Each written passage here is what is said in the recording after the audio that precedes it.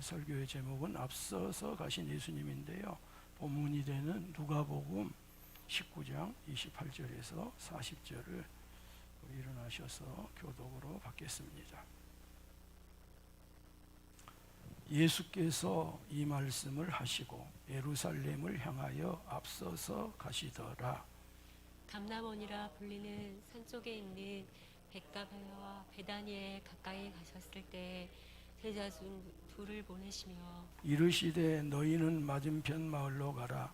그리로 들어가면 아직 아무도 타보지 않는 나귀 새끼가 매여 있는 것을 보리니 풀어 끌고 오라. 다니엘 누가 너희에게 어찌하여 푸느냐 묻거든 말하기를 주가 쓰시겠다 하라 하시매 보내심을 받은 자들이 가서 그 말씀하신 대로 만난지라. 나귀 새끼를 풀 때에 그 임자들이 이르되 어찌하여 나귀 새끼를 푸느냐 대답하되 주께서 쓰시겠다 하고 그것을 예수께로 끌고 와서 자기들의 겉옷을 나귀 새끼 위에 걸쳐놓고 예수를 태우니 가실 때에 그들이 자기의 겉옷을 길에 펴더라. 이미 감람산 내리막길에 가까이 오심에 제자의 온 무리가 자기들이 본 바 모든 능한 일로 인하여 기뻐하며 큰 소리로 하나님을 찬양하며 이르되 찬송하리로다. 주의 이름으로 오시는 왕이여 하늘에는 평화요 가장 높은 곳에는 영광이로다 하니 무리 중 어떤 바리새인들이 말하되 선생이여 당신의 제자들을 책망하소서 하거늘 함께 봤습니다. 대답하여 이르시되 내가 너희에게 말하노니 만일 이 사람들이 침묵하면 돌들이 소리 지르리라 하시니라. 아멘. 아멘. 예수님께서 갈릴리를 중심으로 3년여 기간 동안 하나님 나라를 전파하시고요, 인류 구원을 위한 계획을 실행하시기 위하여 예루살렘을 올라가실 계획을 세우시는데 도중에 사마리아를 통과하여서 가실 계획을 세우셨습니다. 그런데 사마리아 사람들이 예수님이 예루살렘을 가신다는 이유 하나입니다. 좀 알아나 보시지. 왜 예수님께서 예루살렘을 가시는지 좀 알아나 보시지. 이 사마리아 사람들이 알아보지도 않고 예수님이 예루살렘을 가신다는 이유 하나만으로 750여 년 동안의 해묵은 유대인과의 감정을 저들이 앞세워서 예수님께 길을 터주지 않습니다. 그래서 예수님께서는 요단강을 건너시고요, 베레아 지역을 지나 여리고를 거쳐서 예루살렘을 입성하셔요. 베레아 지역에서의 사역 기간은 2주 정도입니다. 그런데 이 2주 정도를 원래 목적이 없이 사마리아였는데 베레아 지역을 통과하여 저들이 길을 열어주므로 예수님을 영접한 이곳 베레아에서 예수님이 가르치시고 선포하신 복음은 대단한 거였습니다. 행하신 기적 또한 놀라웠습니다. 예수님께서는 베레아에서 한 말 못하게 하는 귀신을 쫓아내셨습니다. 18배 동안이나 귀신 들려 앓으며 꼬부라져 조금도 펴지 못하는 한 여자를 고쳐주셨습니다. 수종병 든 한 사람을 고쳐주셨습니다. 나병 환자 10사람을 고쳐주셨어요. 여러분, 우리는 여기서요, 예수님을 배척하면 아무것도 없습니다. 예수님을 영접하면 그 개인은 물론 그 지역이 복을 받는 사실을 깨닫게 됩니다. 그러면서 저는 우리 영암 땅이 예수님을 열렬히 받아들이는, 예수님을 환영하는 땅이 되기를 원해요. 그래서 대한민국 226개 시군 지방자치단체 가운데 가장 예수님으로 인하여 복받는 그런 고을이 되기를 원합니다. 예수님께서 베레아를 지나 여리고에 이르러서는 한 시각장애인을 다시 보게 해주셔요. 바디메오라고 하는 이 시각장애인은 예수님께서 여리고의 거주지역을 지나 행정중심지를 빠져나가기 직전, 고고학자들의 발굴에 의하면 이 여리고에 거주지역이 있었고 또 행정을 하는 그와 같은 행정관청이 있는 행정중심지가 또 하나 있었을 것으로 봐요. 이 두 지역 간의 거리가 약 한 2km 정도 나는데요. 예수님이 거주 지역을 지금 지나서 행정중심지를 빠져나가기 직전입니다. 그러니까 거리로는 약 한 2km예요. 시간으로는 2, 30분의 순간을 제가 기회로 붙들어요. 1시간도 안 돼요. 2, 3시간도 아니에요. 2, 30분의 그 시간, 2km 그 안에 있는 그 거리, 그 시간, 그 기회를 붙들어 예수님께 부르짖음으로써 다시 보게 되는 축복을 받게 돼요. 누가복음은 바디메오가 다시 보게 됐다고 말하거든요. 이게 원래부터 누가복음은 소경이 아닌 걸로, 시각장애인이 아닌 걸로 나와요. 또 누가는 의사거든요. 그래서 제가 어떻게 해서 시력을 잃어버렸는지 모르지만 예수님이 지나가시는 그 2km 상간 2, 30분 그 사이를 기회로 붙들어서 다시 보게 되는 축복을 받아요. 다윗의 자손이여 나를 불쌍히 여기소서. 그가 더욱 크게 소리질러 다윗의 자손이여 나를 불쌍히 여기소서 하는지라. 내게 부어다여 주기를 원하느냐. 주여 보기를 원하나이다. 보라 내 믿음이 너를 구원하였느니라. 예수님이 말씀하시니 바디메오가 눈을 떴다네. 예수님이 말씀하시니 바디메오가 눈을 떴다네. 예수님 나에게도 말씀하셔서 새롭게 변화시켜 주소서. 바디메오야 네가 무엇하기 내가 너에게 무엇하여 주기를 원하느냐. 보기를 원하나이다. 보라 네 믿음대로 될지어다. 그 말씀으로 바디메오가 다시 보게 되어 새롭게 되는 인생을 살아가게 됩니다. 그리고 예수님께서 이 여리고의 행정 중심 지역을 들어가실 때 삭개오라고 하는 사람이 예수님을 보고자 해요. 그러나 그는 키가 작았습니다. 그리고 이미 이때 예수님을 둘러싸고 있는 군중들이 너무 많아서 예수님을 볼 수가 없었어요. 삭개오는 이런 자신의 내적인 한계, 자기 한계를, 자기 약점을, 자기 결점을 가지고 있는 사람이에요. 그리고 외적인 방해, 외적인 어려움도 동시에 겪고 있었어요. 그리고 그는 여리고성의 세무서장입니다. 요즘으로 말하면 관세청장입니다. 그럼에도 불구하고 저는 자신에게 있는 내적인 결점 한계와 외적인 저항과 반대를 뚫고 저 앞에 있는 돌무화과 나무로 올라가요. 그리고 그곳에라서 예수님을 보기를 원해요. 여기에 누가 올라가 있었을까요? 키가 작은 꼬맹이들, 어린이들이 그 돌무화과 나무에 다 올라가 있어요. 지기도 높고요. 자기 핑계 남 핑계에 대해서 예수님 보고자 하는 마음, 접어도 정당성을 가질 만한 이 사람이 이런 것을 모두 돌파하여서 저 앞에 있는 돌무화과 나무로 올라가서 삭개오야 이름 한마디 불러주며요. 그의 마음이 너무 뜻이 녹아내려요. 한 사람도 누가 삭개오라고 불러준 사람이 없어요. 저 매국노, 저 사기꾼, 저 도둑놈. 근데 예수님이 정말 오랜만에 삭개오야 그렇게 불러주신 거예요. 내려오라. 내가 너희 집에 유하게 하겠다. 그리고 예수님은 삭개오에게 너도 아브라함의 자손이 되었다고 구원을 선포하셔요. 여러분 기회를 놓치지 않기를 바랍니다. 시각장애인 바디메오나 삭개오처럼 기회를 잡기를 바라요. 그리스 신화에 나오는 이 기회를 말하고 있는 그 시에 여러분 그림을 가서 한번 찾아보세요. 놓치면 잡을 수 없게끔 되어 있어요. 그래서 우리에게 교훈을 하고 있어요. 여러분이 이제 예수님께서 하나님 나라 왕국에서의 재물 사용에 대한 가르침을 문화의 비유로 말씀을 하시고요. 예루살렘을 향하여 앞서서 가셔요. 이 길이 어떤 길인데 예수님께서 앞서서 가십니까? 일단 이 길은 험한 길입니다. 여리고에서 예루살렘 길은 끝없이 펼쳐진 유대 광야 길이에요.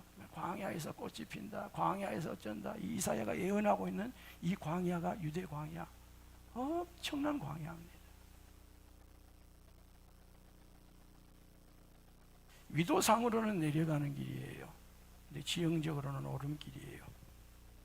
여리고는 해발 250m의 해저, 즉 바다보다도 250m 낮게 위치해 있어요. 반면에 예루살렘은 해발 780m에 달해요. 높이의 차이가 무려 1000m 정도 됩니다. 이게요, 직선으로, 이 유대 광야를 지나가는 이 오름길을 직선으로 쭉 그냥 뭔가를 뚫어서 보면 22km밖에 안 돼요. 아무리 건강한 사람이라도 9시간은 꼬박 걸어야 될 험산 줄령의 길이에요. 그런데 예수님께서 이런 길을 앞서서 가셔요. 두 번째로 예루살렘을 향하여 가는 이 길은 험한 길이었을 뿐만 아니라 우리가 잘 알고 있는 것처럼 죽음의 길이에요. 죽으러 가는 길이에요. 고난만 받고 구사일생할 수 있는 길이 아니에요. 죽음의 길이에요. 그런데도 예수님은 그 길을 앞서서 가셔요. 여리고로부터 아둠림 오르막길을 산등성이 꼭대기까지 앞서서 가셔요. 이 아둠림이라고 하는 것이 북다 그런 뜻이거든요. 그 지역을 가보면 실제로 그 지역에 이 붉은 이 암석 같은 것이 계속 연이어져요. 그래서 어떤 사람들은 이 지형의 붉은색에 이 암석이 연결돼서 아둠림이라고 붙여졌을 것이라고도 하지만, 어떤 사람들은 그 지역을 가다가 강도를 만났든지 피해를 본 피가 붓어서 이곳을 아둠림이라고 불렀을 것이라 할 정도로 이 험한 곳입니다. 이곳을 예수님이 꼭대기까지 앞서서 올라가시고요, 다시 거기로부터 내리막길로 나할옥이라는 계곡으로 내려가셔요. 근데 그때도 예수님이 앞서서 가셔요. 그리고 이 노막길을 따라 산 어깨로 올라가서 감람원이라 불리는 감람산, 즉 예루살렘 동쪽 벳바게와 베다니 가까이에 예수님이 이르셨어요. 더 정확히는 베다니 가까이에 이른 것 같아요. 왜냐하면 벳바게는 예루살렘에 더 가까워요. 안식일에 갈 거리 정도, 한 1km 정도 돼요. 그리고 베다니는 3km, 약 한 3.2km 되니까 여리고에서 이 유대 광야 그 험한 길을 거쳐서 올라오셔서 먼저 베다니에 이르신 거예요. 그리고 약 한 3km 예루살렘 되는 베다니에서 두 제자를 보내셔요. 그 두 제자를 보낸 그날이 바로 오늘이에요. 6월절 엿새 전이에요. 예수님께서 베드로와 요한을 보내면서 말씀합니다. 너희는 맞은편 마을로 가라. 즉 벳바게로 가라. 그런 것 같아요. 그리로 들어가면 아직 아무도 타보지 않는 나귀 새끼가 매여 있는 것을 보리니 풀어 끌고 오라. 만일 누가 너희에게 어찌하여 푸느냐 묻거든 말하기를 주께서 주가 쓰시겠다 하라.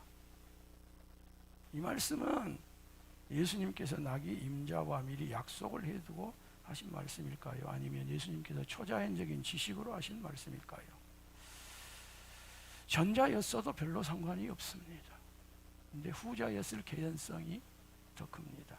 왜냐하면 누가가 32절을 이렇게 기록하고 있기 때문에 그래요. 보내심을 받은 자들이 가서 그 말씀하신 대로 만난지라. 그리하여 보내심을 받은 두 제자가 예수님께서 말씀하신 대로 나귀를 발견하고 풀어 끌고 오라는 예수님의 말씀에 순종하여서 그 나귀를 풉니다. 그러자 그 나귀의 임자들도 예수님께서 말씀하신 대로 그대로 제자들에게 말하는 거예요. 어찌하여 내 나귀 새끼를 푸느냐.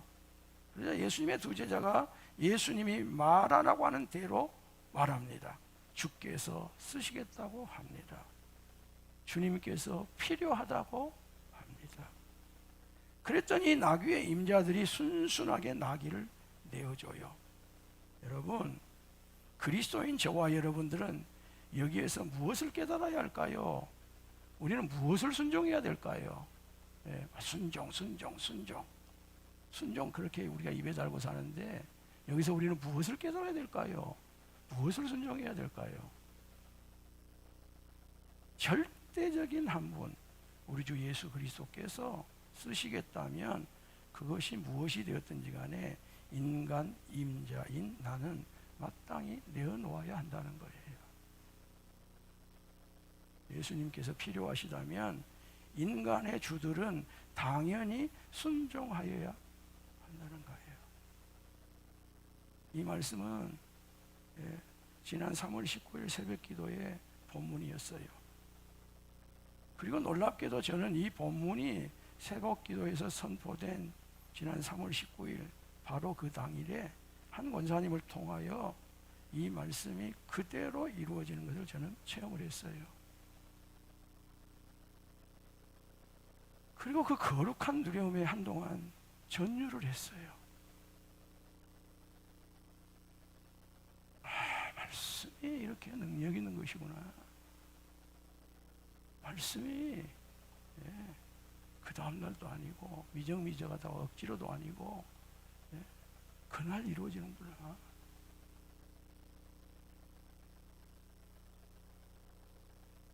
똑바로 보고 싶어요, 주님. 온전한 눈짓으로 똑바로 보고 싶어요, 주님. 곁눈질 하긴 싫어요. 하지만 내 모습은 온전치 않아. 세상이 보는 눈은 마치 날 죄인처럼 멀리하며 외면을 하네요. 주님, 이 낮은 자를 통하여 어디에 쓰려고 이렇게 초라한 모습으로 만들어 놓으셨나요? 당신께 드릴 것을 사모하는 이 마음뿐. 이 생명도 달라시면 십자가에 놓겠으니 허울뿐인 육신 속에 참빛을 심게 하시고 가시뿐인 세상 속에 미랄로 썩게 하소서. 당신께 드릴 것은 이 부분 같이 한번 합시다. 당신께 드릴 것은 사모하는 이 마음뿐. 이 생명도 달라시면 십자가에 놓겠으니 허울뿐인 육신 속에 참빛을 심게 하시고 가시뿐인 세상 속에 미랄로 썩게 하소서. 성도 여러분, 여러분들은 이제껏 여러분의 절대적인 주인 예수님께서 쓰시겠다고 하실 때 나귀를 드렸습니까? 예수님께서 필요하시다면 앞으로도 드리겠습니까? 이것을 여기서 깨닫고 넘어가야 됩니다. 이게 종려주일입니다. 보냄을 받은 두 제자가 임자들이 순순히 내주는 나귀를 예수님께로 데려오자요, 제자들이 자기의 겉옷을 나귀 새끼 위에 걸쳐놓고 예수님을 태워요. 그리고 예수님께서 예루살렘을 입성하시는 길 위에 왕에 대한 존경의 표시로 예수님을 따르는 사람들이 계속 겉옷을 펴니다. 비싸냐? 뭐 메이커냐? 몇 개밖에 없냐?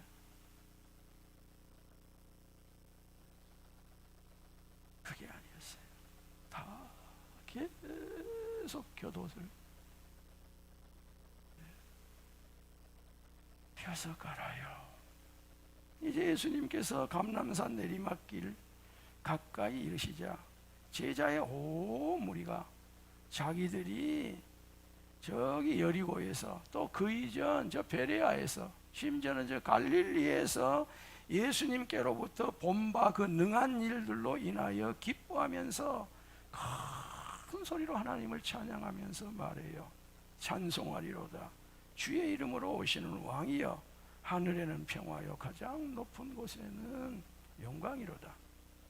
다른 복음서에 의하면 저들은 호산나 우리를 구원하소서, 호산나 호산나 우리를 구원하소서, 우리를 구원하소서 그렇게 외쳤어요. 물론 저들이 예수님을 찬양하는 것은 그리스도이신 예수님을 제대로 이해하고서 찬양하고 찬미한 것은 아니에요. 기적을 본 까닭이었어요. 그리고 예수님이 그와 같은 기적을 앞으로도 베풀어 주기를 원하는 그 열망이 거기에 담겨져서 찬양하고 찬송하고 찬미해요. 그리고 이 능하신 이 능력의 예수님이 예루살렘에 입성하시면 곧바로 왕이 되셔서 저들의 모든 속박의 상징인 로마로부터 자신들을 해방하실 것을 바라보고 기뻐하며 큰 소리로 하나님을 찬양해요. 호산나 우리를 구원하소서. 정치적으로 우리를 구원하시고 경제적으로 우리를 구원하시고 해방자가 되소서. 그렇게 찬양을 하는 거예요. 이런 모습을 멀찌감치서 바라보며 예수님을 메시아로 찬양하는 것에 대하여 노발대발하는 사람들이 있었어요.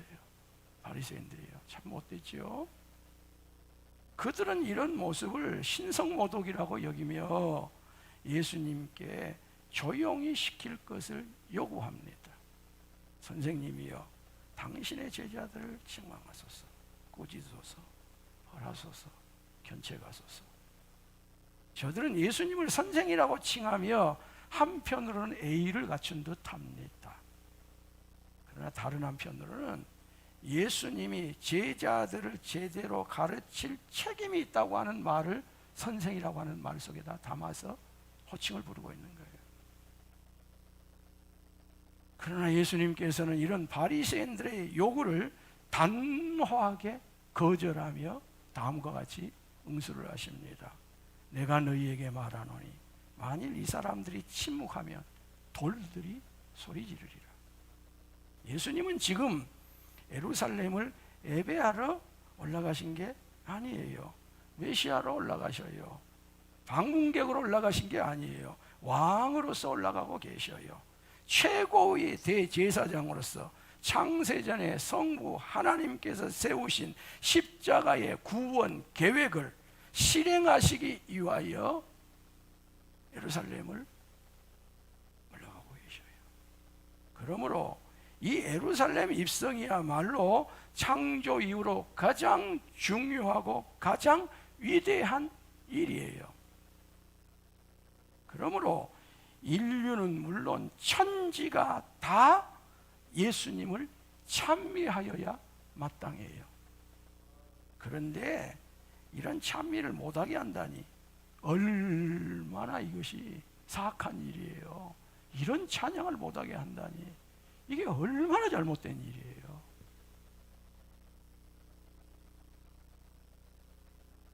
이게 얼마나 죄된 일이에요. 이는 마귀적입니다. 이는 마귀적 요구입니다. 그래서 종교개혁자 마틴 루터는 이런 말을 해요. 마귀의 세계에는 찬미가 없다. 마귀의 세계는 뭐가 없어요? 찬미가 없어요. 찬양이 없어요. 찬송이 없습니다. 그게 마귀의 세계예요.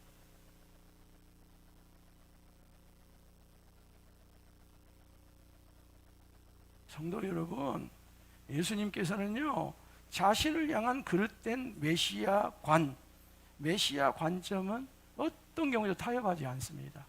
받아들이지 않습니다. 그러면 인류가 다 지옥 가는데요. 어떻게 타협을 합니까? 그렇지만 예수님이 메시아로서 받으셔야 될 찬미, 찬송, 찬양은 반드시 받으시는 분이에요.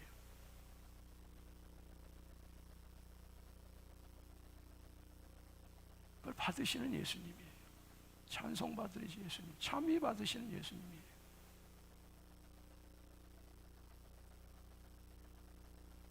사랑하는 성도 여러분, 오늘 이 종려주일에 예수님이 쓰시겠다면, 예수님이 필요하시다면 여러분들의 나귀를 내어놓으시겠습니까?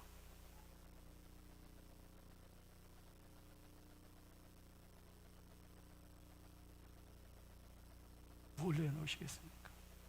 예수님이 지정한 대로 다 내어놓으시겠습니까?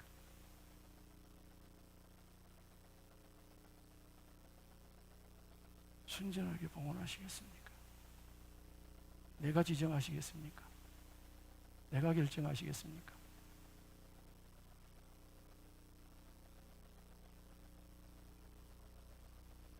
여러분들의 겉옷을 나귀 위에 올려놓으시겠습니까? 예루살렘을 향하는 길 위에 펴시겠습니까? 언제라도 큰 소리로 하나님을 찬송하시겠습니까?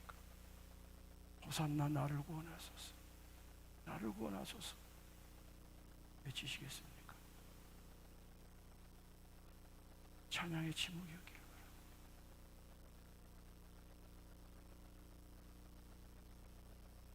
찬양의 잠잠하기였기를 바랍니다. 그 외에 다른 것은 침묵하고요, 입을 닫으시고요, 입을 잠그시고요, 찬양에 입을 여시길 바랍니다. 하나님을 찬미하는 일에 입을 여시길 바랍니다. 그래서 찬송가 29장 작시가는 찬양은 끝없다 그래요. 찬송은 끝없다 그래요. 찬미는 끝이 없다 그래요. 그리고 이 찬양은 이 땅 위에서 종집을 찍는 게 아니에요. 천국에서 영원히 계속돼요. 성도여 다 함께 할렐루야 아멘. 주 찬양하여라 할렐루야 아멘. 주 보좌 앞에서 택하신 은혜를 다 찬송하여라 할렐루야 아멘. 주 찬양하여라 할렐루야 아멘. 찬양은 끝없다 할렐루야 아멘. 거룩한 집에서 준총 기리며 늘 찬송 부르자 할렐루야 아멘. 저는 영화문교회 다른 것들은 끝날 것은 다 끝나고 종식되기를 원해요. 찬양이 불리 펴지고 찬미가 불리 펴지고 저 천국까지 이루어지는 찬송이 가득하기를 원해요.